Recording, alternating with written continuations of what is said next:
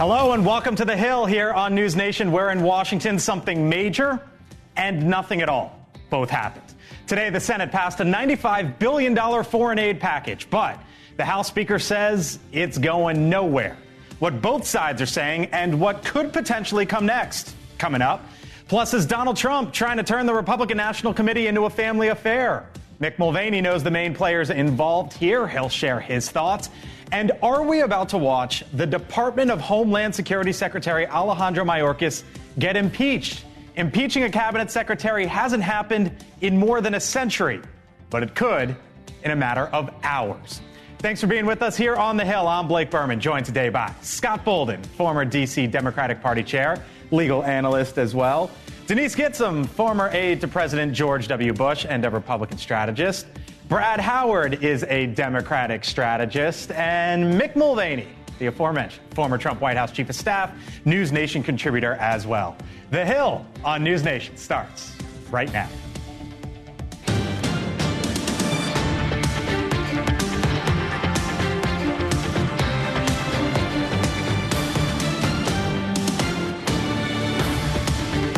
All right, come on in. Thanks for being with us here on The Hill. And right off the top, you are looking live. You can see there the White House as President Biden seemingly did something today that anti-Trump Republicans were calling on presidential candidates to do for months, to no avail.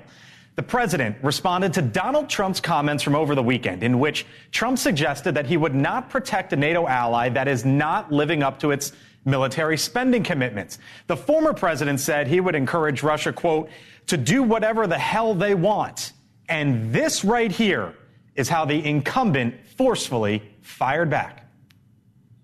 No other president in our history has ever bowed down to a Russian dictator. Well, let me say this as clearly as I can. I never will. For God's sake, it's dumb, it's shameful, it's dangerous, it's un-American. Dumb, shameful, un-American, dangerous, he said as well. Hello to you all. Thanks for being with us here on The Hill. You know, there were calls for Republicans, Mick, to do that during the primary. It didn't happen. And we got President Biden today calling Donald Trump dumb. And I wonder if this is just the start for the next 10 months here. Oh, yes, it's absolutely just the start for the next 10 months. But this is not new for Trump. Trump was beating on this when he was in the White House. Why is he saying these things? Now, the language is a lot more aggressive than it used to be, but the message is the same. He's upset that the Europeans are not living up to their commitment to spend 2% of their GDP on military spending. He was trying to get military spending up among NATO allies, but saying, you know, Russia, come on in and do whatever you want. I guess the question is this. And I had interactions with our European allies when I was in the White House, and they would complain about the president's language. I'm like, look, you want us to live up to our terms of the agreement, but you don't want to live up to your terms of the agreement. Does that sound fair to you? And like, well, we don't like the language. Like, I don't like the language either, but I also don't like the fact that you're free riding on us. What the Republicans do all the time is they pick out things that he says and ignore other things. I don't think anyone has a problem with NATO paying your fair share, but the agreement says whether you pay or not, you get protected. It's the second part that he invites Russia, which is really irresponsible, invites Russia to do whatever, theoretically, do whatever they want to them simply because they haven't paid. Do I believe he really means that? I think he means that in the sense that I really want you to pay, I'll give that to you. But as a presidential candidate, as a nominee, it's completely irresponsible, dumb, shameful, and downright un-American to say that, especially with the world listening. I want to focus on President Biden's response. Is that the fight you want to see in him? Is that what it's going to take? Absolutely. Clear, concise, easy to understand. Like, in this issue, there is no clearer contrast between the two candidates than on these two issues. I saw fire. I saw fight. I'm excited that he's our nominee. I hope he continues to hold it to President Trump, because we've got to stop. A lot of Senate Republicans have been saying, oh, that's not really what it means. What he means is this. Right. No, we need to take Donald Trump what he means and what he is saying. And remember, the existence of NATO really exists as a deterrence to stop people like Putin because if he has the ability to run amok in Europe, we've seen how that can run afoul and really drag us into a global war. We can't stay out of any kind of conflict that emerges in Europe. What about President Biden saying this the way he did today, trying to take it to Donald Trump? It's fine. This is a campaign season. Everybody expects it. It doesn't change the fact that no matter what Biden says, he's seen as weak. And 68% of Americans felt safer under Trump than they do now. President Biden's approval ratings on foreign policy is 31%. Anything Trump does, no matter what he says, no matter how unsavory, how dumb, whatever you want to call it, doesn't change the reality of how Americans feel under President Trump versus Biden. But this rhetoric might change the polling and move him up. Exactly. Nothing else has. You don't have a problem with anything he said. You don't have a problem with anything he said. I hate it when he says stuff like this. You know why? Because it makes it harder for Republicans. I'm more interested, though. I'm more interested, though, in the response. You should love it. I'm more interested, though, real quick, on the response from Joe Biden today. What did you see out of him? I agree with Brad. I mean, he was awake, right, which is a move in the right direction for Joe Biden. He was not mumbling. He was not slurring his words. He was as good as he's going to be. Yay, all right. Meantime, President Biden also forcefully pushed the House today to approve the $95 billion foreign aid package that would send money to Ukraine and Israel. For Republicans in Congress who think they can oppose funding for Ukraine and not be held accountable, history is watching. History is watching. History is watching. Failure to support Ukraine at this critical moment will never be forgotten. Meantime, Johnson's counterpart, Mike Johnson, the House Speaker, has basically said that he's not going to put this bill on the floor. And so thus, even though the Senate passed it, Mike Johnson saying it's not coming up means, again, something happened, but did it? Mitch McConnell responded this way, saying, quote, "We've heard all kinds of rumors about whether the House supports Ukraine or doesn't. It seems to me that the easy way to solve that would be to vote." Joining me now is the Republican congressman from Tennessee, Scott Desjardins. He is a member of the House Armed Services Committee. Congressman, thanks for being with us here on the Hill. It doesn't seem as if this $95 billion package is going to get a vote, should it? Not until we secure our border. I don't know what universe Biden's living in or Schumer's living in. A lot of the average Americans don't understand what's going on in Ukraine, maybe not even Israel, and certainly not Taiwan. All those are bundled into this massive spending package. Well, every state in the country understands what's going on at our southern border. The House has made it very clear. We need to secure our own border before we worry about securing other borders. I'm not saying those things aren't important, but it's pretty clear what order it should be taken care of in. Let's live in let's go to the present moment. You've sent something to the Senate called H.R. 2. They're not taking it up. The $95 billion bill is going to the House. Mike Johnson ain't taking it up. So I hear you talk about need to secure the border, but I think the real world that we're living in is Republicans have clearly made the calculation, we're not going to pass a dime until if and when Donald Trump is elected. Is that not the reality? No, I mean, we had a aid bill for Israel on the floor last week, and the Democrats tanked it. There were some Republicans, too, but there was a standalone bill to fund Israel. Bottom line is, reality in our country is that we are literally being invaded from both our southern and northern border, and why this isn't the top issue on the administration's mind, I don't know. He keeps talking about the importance of funding Ukraine. I get briefed every month on the Russia-Ukraine war, and I understand the strategy there to degrade one of our adversaries. But the bottom line is, what happens in our own country is more important to Americans than what happens there. And we've been imploring the Biden administration to go on TV and explain to the American people why we should send money. And where did $60 billion come from? Is that for military aid? Is it humanitarian aid? Is it to prop up their government? We don't know what the right number is because there's no transparency. What we need to do is break that down. They're writing pretty big checks on the taxpayer dime. And we do know that we're spending a fortune and we're letting terrorists come across our border. We're watching people die every day of fentanyl.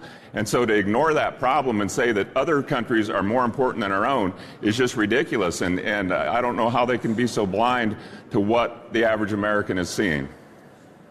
Congressman Desjardins, we got to leave it there, but thank you for the time and thanks for being here on the Hill on NewsNation. We hope to have you back soon. Appreciate it. Thank you. Certainly. Yep. Joining us now is Morgan Ortagus, of course, friend of the show, former State Department spokeswoman in the Trump administration as well. Morgan, hello. Good to see you as always. This foreign aid package going nowhere in the House. We just heard a little bit there from the congressman. And I wonder, Morgan, if you think it's the wrong move for House Republicans to just let this thing go by the wayside. I'm not so sure that's going to happen. We'll see. I know that that's the initial conversation as being reported. You're right. But I do think and hope that perhaps, and what I think should happen is Speaker Johnson should get on the phone or in person with Chuck Schumer and try to perhaps work out something that could get passed. Now, I know that sounds impossible in the context of everything that we've covered over the past week or two, but there are some things that could make sense that would be palatable for enough Republicans and Democrats. You would have to put some border security measures back in. It would not have to be this comprehensive immigration reform package that would negotiated. There's also talk on the table from the former president that he would support making loan guarantees to Ukraine and Israel and Taiwan as opposed to outright aid. That's something that has a historical precedence. We certainly did that through Lend-Lease. We certainly did that with the Germans after Reconstruction. And you can do very long-term payment plans on those, Blake. So I do think what needs to happen, instead of just shutting down the conversation, is that I hope the Speaker and others will try to come to the table with new provisions that would strengthen the supplemental and make it more palatable to both sides. So here was Donald Trump, because he, like we saw in the House bill, Morgan, he's pushing Senate Republicans, or he pushed Republicans, I guess you could say, in this town, not to back it. He says, from this point forward, are you listening, U.S. Senate? No money in the form of foreign aid should be given to any country unless it is done as a loan, not just a giveaway. What about that concept? Well, Israel already actually pays back in large part what we give to them, and that's through all the defense exchanges. Listen, as somebody who worked for USAID and worked in foreign aid for a long time, we actually have spent a lot of in that community, in the foreign aid community, talking about how oftentimes a lot of those things that we work on at USAID fail, right? And they don't actually help get some of these countries that are dependent on foreign aid out of the cycle of poverty. This is a very different case, of course, for Ukraine and Israel. We know that. But again, I would point to historical precedents through Lend-Lease and other things that the United States has done, in which people that we helped or allied or people who we were, rebuilding through Reconstruction did, again, these were very long-term loans, but they did have to pay them back so that they had some skin in the game. I think that makes sense to a lot of common sense, average, everyday Americans if they would consider that proposal. All right, Morgan Ortagus, former spokeswoman over at the State Department. Morgan, thanks as always. We'll see you soon. Thanks. Yep. Okay, so what about this concept of loans? Instead of giving grants, taxpayer money, saying, you know what, we'll give you that money and loan it back. Yeah, but that's just a new discussion. How's Ukraine? Well, no, but that's the question. If it is a new discussion, what about it? Does it make sense or no? It doesn't make sense for Ukraine if Israel pays us back a lot of money already, and they've got the upper hand in this war against Hamas and Gaza. That makes sense. But for Ukraine, I'm not sure how Ukraine pays it back. They've got to rebuild infrastructure regardless of how this war ends up. So I don't think it's realistic. But the other thing is this, real quick, is the Republicans have multiple personalities. The Lankford bipartisan bill, that's dead on arrival, and when it had the financial, they had the international aid, and it had border security. That's dead. And now the Democrats in the Senate put forth another bill that has $95 billion for Ukraine and Israel, and that's dead on arrival. You can't have it both ways, can you? Or am I missing something? Well, I think you can have it both ways. I think what you heard Scott say was actually there's a lot true there. He's like, look, Ukraine's a long way away. Do the American taxpayers really want to pay $60 billion for who knows what? Let's put that in perspective, by the way. The total budget this year for the United States Marine Corps, all of it, $53 billion. So you're giving Ukraine more than we use every single year. So all of foreign aid in 2022, $70 billion in total obligations, $41 billion of that managed by USAID. The largest recipient, Sub-Saharan Africa, at $17.7 billion. $60 billion is a huge number. When we say foreign aid, let's be sure we know what we're talking about here. This isn't just a gift to a country and have fun, and there's no benefit to the U.S. whatsoever. No, there's always a quid pro quo. When you look at global pandemics and having people stop global pandemics before they reach our shores, when you talk about rooting out terrorists when we're trying to find them abroad, our global strategic alliances across the world, like these have benefits to everyday Americans that keep us safer and healthy and protect our country. But when you see numbers like the ones that were just cited in terms of what we're spending on our own military, and you see the change in sentiment, we are all over the world. No, but I'm not in the way Ukraine is right now. But we are in different ways, and I think that's like But if you don't, but hold on, let me finish my point. Last word to Denise here. 39% of Republicans a year ago actually were for engagement, right? And now, against foreign engagement. And now 51% are. A majority of Republicans are now opposed to it. And it's not just Republicans. It's people like Cardi B who are saying, look, Cardi B in November went after the president for saying, how come you're giving all this money to other people? Why aren't you taking care of people in my own backyard? And that's the sentiment you heard from the congressman, right. And that's a sentiment that is reverberating. You know what they say, when you've lost Cardi B, you've no. Listen, you were actually quoting Cardi B. Cardi B. Well, coming up here on the Hill, an impeachment sequel. It failed the first time, but Republicans are making a second go at it, potentially here in the upcoming hours. How the House plans to impeach the Homeland Security Secretary Alejandro Mayorkas. Will they be able to get it done? And what happens after that, if they do? Is the Senate going to take it up? We'll see. And headed for the Sunshine State, one of the world's richest men is heading south, not just for the sand and sun. Why Jeff Bezos got a pretty good hint, now made a move to Miami. Stay with us. The Hill on NewsNation returns.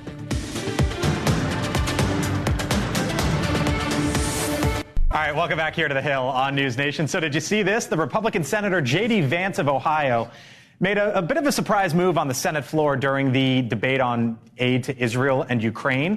The senator read from Oh, the Places You'll Go by Dr. Seuss to celebrate his son's 4th birthday. Watch.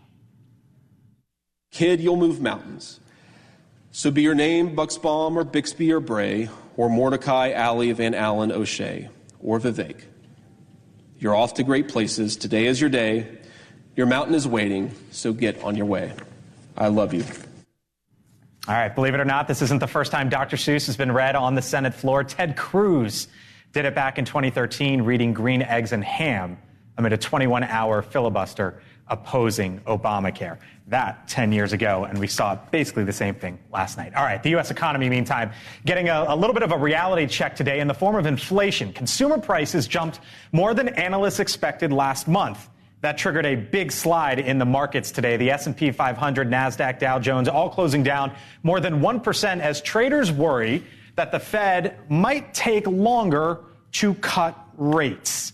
Mick, I saw last week Democrats go after the Department of Justice with the special counsel report, and I wonder if Jay Powell doesn't cut rates this summer like everyone's expecting him to, are we going to see Democrats go after Jay Powell? They're in a pickle here, and here's why. With inflation going up, one would expect the Fed to increase rates, not cut them. If they cut rates now, it has the tendency to drive inflation up. So you tell me what the Democrats would rather have, higher inflation rates or higher interest rates. And that's a lose-lose situation. So they're in a real pickle here. I still don't understand what Powell was doing a couple months ago when he telegraphed there'd be 5 cuts this year. A lot of us in the conservative economic community looked around and said, what data is he looking at that says inflation is coming down fast enough to actually cut rates? And I guess the only answer was he was looking at Biden's numbers. It was the Republicans accusing Powell of playing politics with this a couple weeks ago. This is going to be really bad. Before you jump in, Scott, I just want to show you the chance of a rate cut, what the market is saying right now.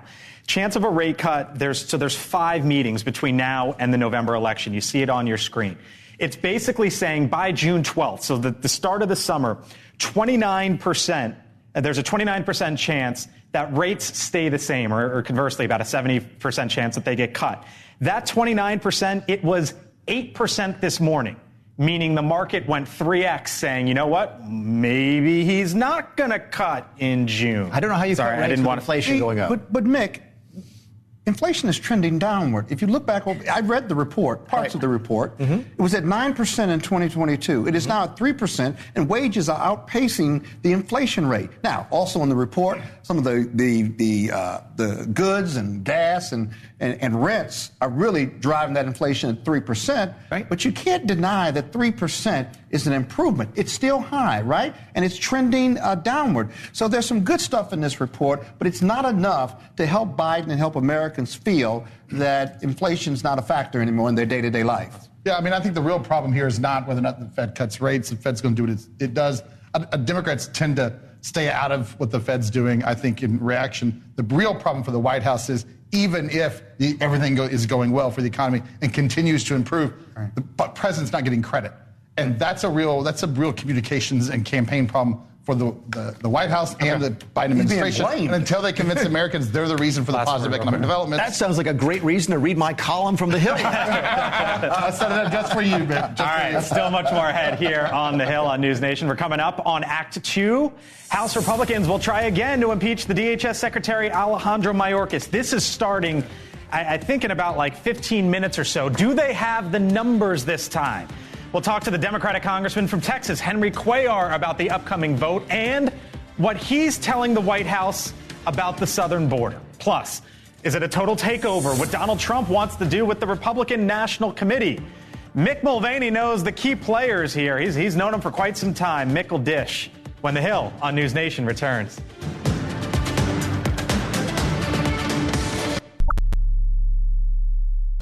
Welcome back here to the Hill, and you are looking live right now, 6:29 here on the East Coast at the floor of the House of Representatives, where Republicans, in about the next, call it 15, 20 minutes or so, it should start, are about to take a second stab at passing articles of impeachment against the DHS Secretary, Department of Homeland Security, Alejandro Mayorkas. Now, if it passes, remember, last time it was a dead split vote, 215 to 215. But if it passes, Mayorkas would be only the second cabinet member in the history of this country to be impeached.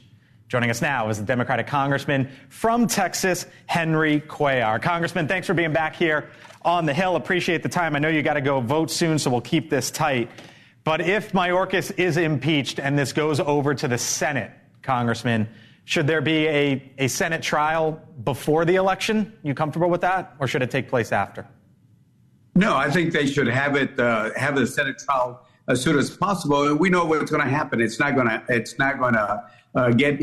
get convicted there. But nevertheless, I find it very interesting that our Republicans don't want to do a border deal that they were talking about for so many months, but they still want to impeach the secretary for not doing his job.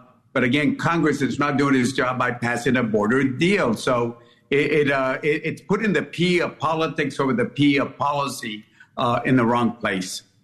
What does, and I know you live in Texas. We've talked about this before, Congressman. You live in Texas. You're a Democrat. I would think that if the president wanted to hear from his party in the state where this is sort of all or most of it happening, a lot of it happening, he'd pick up the phone and call you. I wonder what you've told the White House now that the political reality is seemingly that nothing will get done as it relates to the southern border before the election. So what have you told the White House, Congressman, and what do you think that President Biden needs to do from any sort of executive action front going forward? Well, first of all, I think you need to look at the current law called Title VIII and do expeditial removals. And when he does the expeditial removals, he needs to publicize as much as possible where he's showing people being returned instead of showing people coming in. Actually, if you look at the numbers, Biden has really deported more people than President Trump has, because, of course, there are bigger numbers, but he's not showing that. So I would use Title VIII, which is a current law. I would do expedited removals, and I would publicize people going back so the images would sink in other people's and other countries' minds to show that we're actually enforcing the law. Is it time for President Biden to sit down one-on-one with the House Speaker, Mike Johnson, or do you think that's a waste of time? Well, I think the Speaker, without due respect, is listening to a group of 8 that gave McCarthy a very difficult time. If he would just let us do the will of the House, we could do so many things bipartisan. But that's not going to happen, and you know that, Congressman, which is why I asked the question about projecting forward. Is it just simply going to come down to those two getting into a room and hammering out a deal, and is that even possible?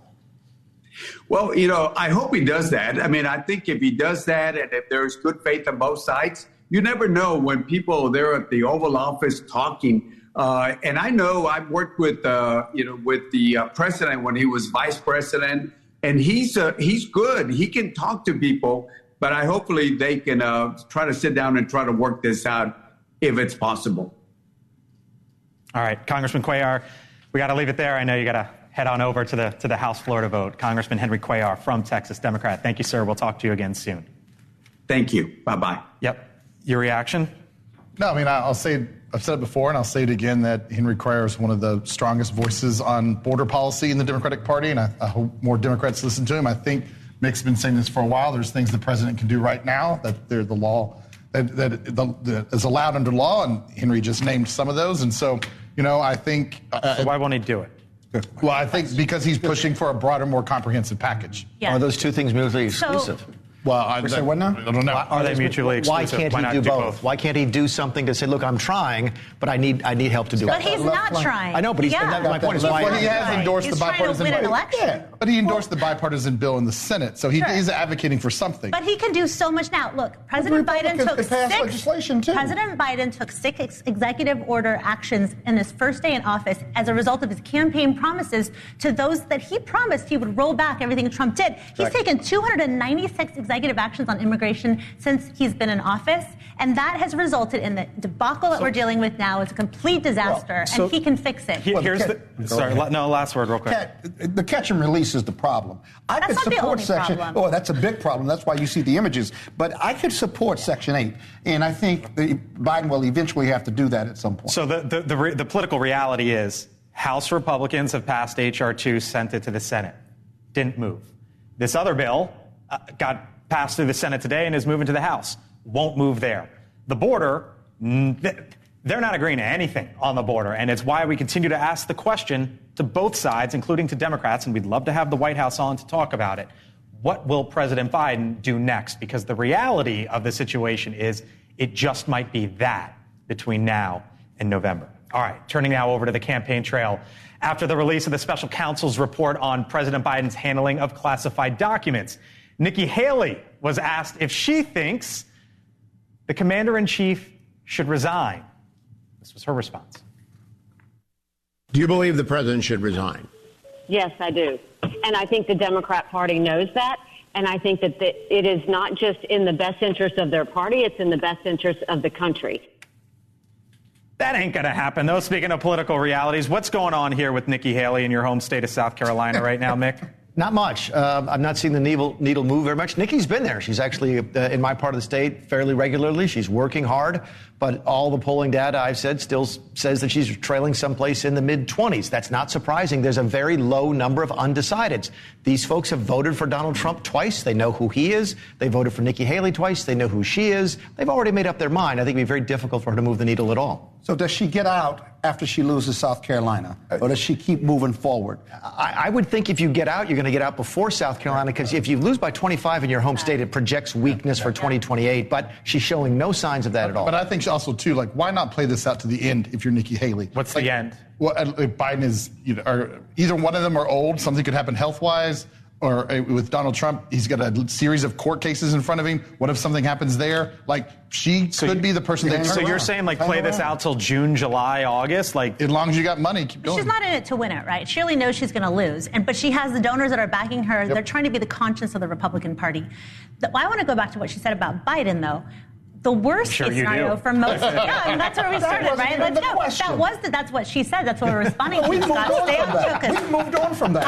I want to say that I hope Biden holds on. I think we should prop him up as a party, as Republicans, because the worst thing that could happen for our country is having President Kamala Harris.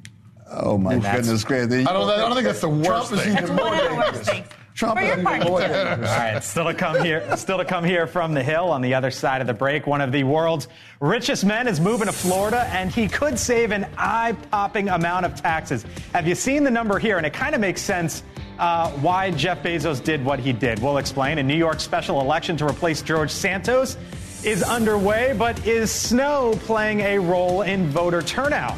A look at how that race is unfolding and why it's so important. And also on the other side of the break, Mick Mulvaney. That's not Mick Mulvaney. That's some guy on the show. I've got a newsletter. You can subscribe to it with the QR code. Can you not smile for the photograph? I actually asked to get that picture changed. Believe it or not. That's my serious look. But what is Mick Mulvaney hearing? And what does he think about all these changes over at the RNC? Mick will tell us when the Hill returns. I did.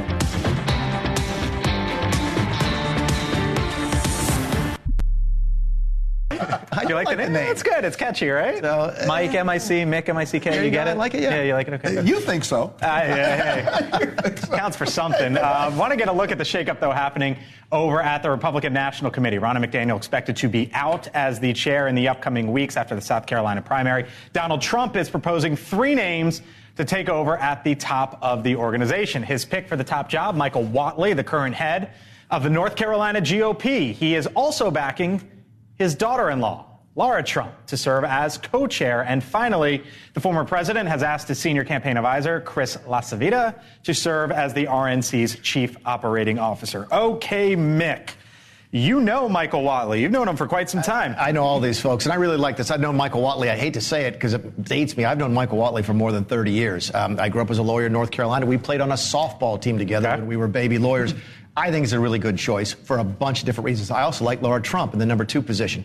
Michael Whatley is a good operator. He's run the state party. I think he's also the general counsel to the RNC as well. So he's operated at the very highest levels within the party. He was thinking about running for chairman last time around, but didn't. Folks know him. He's got not much ego, but he's a good operator. He's going to fit in very well with Team Trump. I like Laura Trump because that's what Trump wants. Trump ran Trump Inc. as a family business. He ran the White House as a family business. He's going to be much more comfortable with somebody named Trump at all of these meetings and involved in the business. And LaCivita, it's not at all unusual for the nominee, or in this case, the presumptive nominee, to send his or her person in to run the national party. I like this at every single level. I think it's going to work out. You care about the timing at all? Because he's basically saying this is my party, but it's not officially.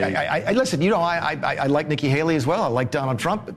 Nikki Haley, wins South Carolina. I can say, well, maybe it's too quick to make this change, but I just don't see it. What about comments from Jared Kushner today? He was, I believe, in Florida, and he was asked, if Donald Trump wins re-election, will you serve again in the Trump White House? And Jared Kushner said no. He's focused on his business. I think Jared did a great job. I think Jared Kushner's last name wasn't Kushner and Donald Trump's last name wasn't Trump. They would have received the Nobel Peace Prize for the Abraham Accords. That being said, I think they've moved on. I think Jared Kushner's living his own life now. He's developing his own brand, and Donald Trump is not good for his brand. And Jared Kushner is not good for Donald Trump's brand. So they're going to continue to be family. Jared Kushner's always going to have the grandchildren. People always ask me, why can't you get Jared fired? I'm like, you don't fire the guy that owns the grandchildren. I think they'll move on, and they'll both be better for it. Okay. All right.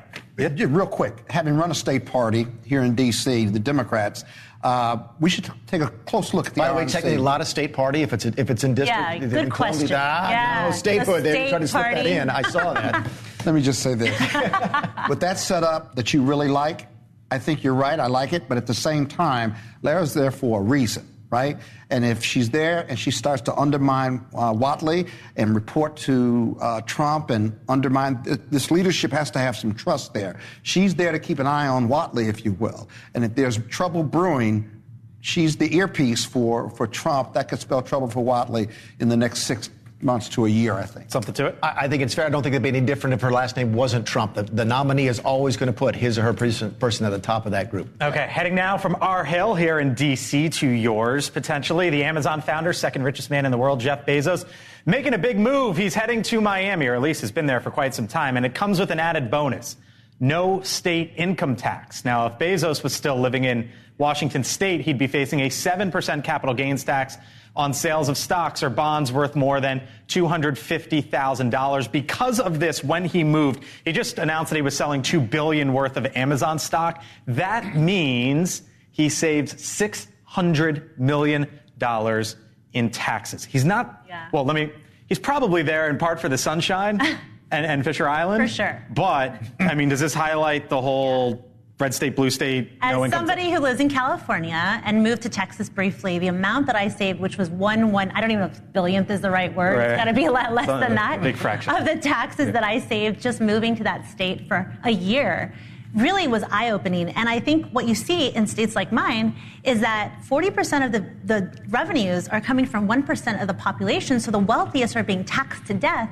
And that's why California is at the bottom of out-migration, or migration. Nobody wants to come here, and Texas and Florida are 1 and 2. I mean, it has real-life consequences. Well, look, I was a chief of staff to a member of Congress from Florida. Florida has a lot to offer. It's got great weather, low taxes. This is the great thing about having a 50-plus state system where you can try different policies in different states and let the voters respond. What I will say, one of the favorite quotes we had in our congressional office hanging on the wall was, say what you will about the South, but no one retires up north. Yeah, it's so true. It's so true. Yeah, but you got to take real quickly, there's a flip side of this. The state of Washington just lost $600 million worth of tax revenue. Yeah. Mm-hmm. I wouldn't want to move to Texas or what's the other place? I wouldn't want to move to Texas or Florida. There's a lot of other disparaging. And they both are against DEI, and they treat immigrants really badly in Texas. So I couldn't for $600 billion. And there's other costs involved. I don't make enough money to make financial decisions like that. Like hurricane insurance is big in Florida. Yeah, there's a give it again too. All right, more than 1,500 miles away. Meantime, in the state of Kansas, they are following several states trying to ban foreign land ownership. The Kansas Attorney General, Chris Kobach, is asking for a ban, citing dangers from China. Now, you might remember back in May, the Florida governor, Ron DeSantis, banned Chinese citizens from buying land in that state as well in a bid to, quote unquote, counteract the malign influence of the CCP. And in Hawaii right now, locals are also pushing for a ban, but there's different reasons here. Of course, they're getting priced out of affordable housing, especially after the Maui wildfires. Denise, what about what they're doing in Kansas? What I'm concerned about as a Chinese, I'm half Chinese, and so I get nervous when I know Chris Kobach, I've known him for a long time. People like him tend to say, and they're good people, but they tend to equate all Chinese as the same as the CCP, and that's frankly just not true. My grandfather fought the communists, and so we're on the right side of history. And I think that when we see this kind of directed racial sort of attention put on one group to the exclusion of others, I mean, look, Chinese Communist Party is not coming in looking like the Chinese Communist Party. Well, we've seen this example in Oregon with this billionaire buying up 198,000 acres. So yes, it's a problem. Listen, I'm not saying there's not a national security interest that needs to be addressed. What I'm saying is I don't like it when it's that broad. I think they need to get a lot smarter about different factors instead of targeting a specific race of people. Okay. All right, heading now over to the Big Apple, New York City, where it seemed to be the first day of, it seemed to be a fail, rather, of remote learning, but not because of the snow. Of course, there's big weather there right now. Take a look at this headline right here. New York City torments kids with snow day and broken tech. Nearly 1 million public school students experience connectivity issues logging into their virtual classrooms. So you had the parents at home with the kids and no way of getting on. I feel so awful that we're robbing this generation of like staying up late, watching the news, trying to see your school district scroll across the bottom of the screen. That's the old. And then you get up and you get to go sledding and you get to have fun. Now you got to sit in front of a computer all day. We got emails now. Like I got an email at 5 o'clock this morning because our school district in Maryland was delayed 2 hours because of the snow. And also for then it's like, what do you do with the kids? And just how torturous is this for the parents? Hey, I grew up in Joliet. Well, in broken technology. Real quick, I grew up in Joliet, Illinois. They never took snow days. It was 5 feet of snow. We were walking back in my day. It was also uphill both ways. Through some cornfields. All right, I want to show you a live look right now of the House floor here in Washington, D.C., floor of the House of Representatives, where any moment now lawmakers are expected to vote. So this is a procedural, these are other votes. Don't worry about the numbers on your screen. The reason why we're showing it to you is because you can see a packed House floor, and maybe in the next 15, 20 minutes, 30 minutes or so, certainly within the next hour, we are going to know if the House of Representatives will or will not impeach Alejandro Mayorkas, the DHS secretary. Remember, last time it was a dead split 215 vote, but Mick, it seems like what potentially could tip things here, Steve Scalise returning from battling cancer, and that could be the one vote. Yeah, this is called a bed check vote, where they're trying to see who's there to make sure that the Republicans have more votes than the Democrats. And the games that will be played is the Republicans might hold a couple people back, Democrats might hold a couple people back. Here's the bottom line. If they bring it to a vote, it passes and it goes on to the Senate. It fails, Mike Johnson loses his job. He took a little bit of heat for doing this last week and not getting it across. You think if he botches this one too, he's done? You can't, and you can't. I like Mike Johnson, but you can't work in an organization where the guy makes the same mistake twice. That's the definition of insanity. It's interesting because I was watching Speaker Pelosi last night on another network, and she was lamenting of the fact that these failed votes happening. But her point is, you have to build consensus based on trust and respect. Johnson hasn't had time to do that. So these are always going to be a roll of the Yahtzee dice here. But you got to be able to count. You can't count, you can't lead. Bingo. You can't lead, you can't be speaker. Bottom line of any organization. Yep. All right. You got to remember that the only people who are telling you the truth are the ones that are no. Got to leave it there, and we'll see what happens with this vote here as we continue to watch live look of the House floor as Alejandro Mayorkas potentially could be impeached here at any moment. Coming up, polls in New York's special election close in almost 2 hours. On Balance host Leland Vitter joins me on the other side of the break with what we should expect in that race to replace George Santos. You are watching The Hill on NewsNation. We'll be back in a few.